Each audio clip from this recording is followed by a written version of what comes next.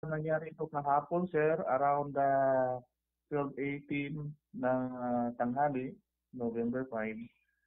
Na-report ito sa police station, 1:45 p.m. po, sir. Ang update po natin dito, sir, meron tayong sinusundan ng person of interest, which is may semblang sa nangyaring robbery hold-up noong November 1 sa area ng Surala po, sir. Tada sini sir, ano natabo? Sini sir, una sir? Nangyari yung robbery hold-up dito sa barangay na Bagong Sila, barangay Pulong Grande.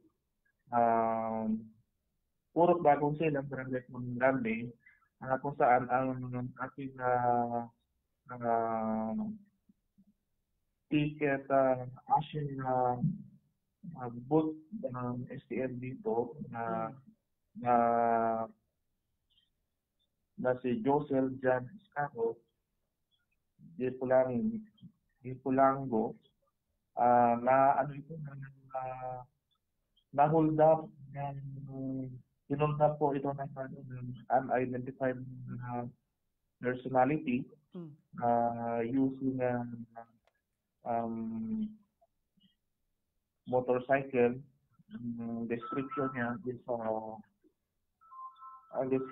is naka-helmet at may nagpapalintos na t-shirt sa ng helmet.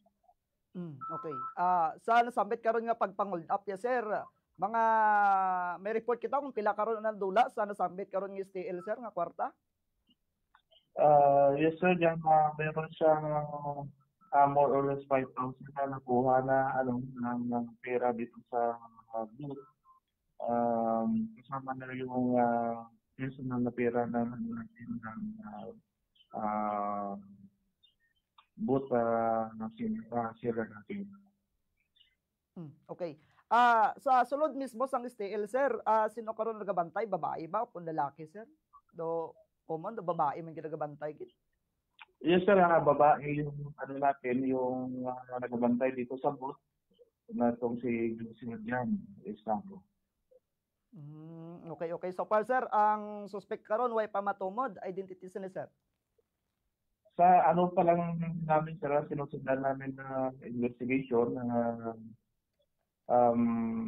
person of consider natin na person of interest. Yun pa yung inaalam natin sa ginagawa natin follow-up investigation dito sa isa natin na person of interest, sir. Okay sir. Ining CCTV naman karon sir, din tani nakuha sir, ining footage karon sa CCTV ngati nakit-an gid sa nag-agi. Yes sir, dito sa malapit sa sir, sa mismo sa booth na dito sa may bandang Punong Grande sa mga Lapit lang ba ini sir sa may STL karon ining CCTV? Malapit sir, malapit yung CCTV sir. So far sir, ang ining motorsiklo sir, may plaka ba ini sir o kung wala ini plaka sir? Kita naton? Based sa namin sir, sa CCTV footage na nakita, hindi mapansin yung plaka niya sir. Kasi yung sa description dito ng victim natin, hindi niya rin napansin na may plaka yung motor. Yung sa description ng motor, yung kulay, may pagkahawig sa nangyaring robbery noong November 1 sa Surana po sir. Okay. So far sir, may ara na ba kita sang hint subong sir? May hint na kita? Sa ngayon sir, meron tayong ma-consider na person of interest. Yan yung sinusundan ng investigation natin sir. Maano pa natin sir kung yung identity niya sir, kung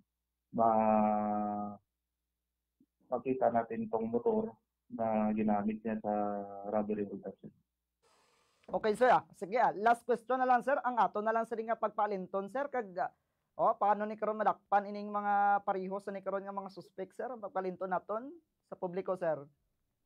Yes sir, nananawagan ako sa ating kababayan dito sa mga na kung merong mapansin na kahinahinalan na umiikot sa area of establishment na or ng business establishment natin, kagaya po ng STL board, na wag mag-atubili na i-report sa PNP station dito po sa mga.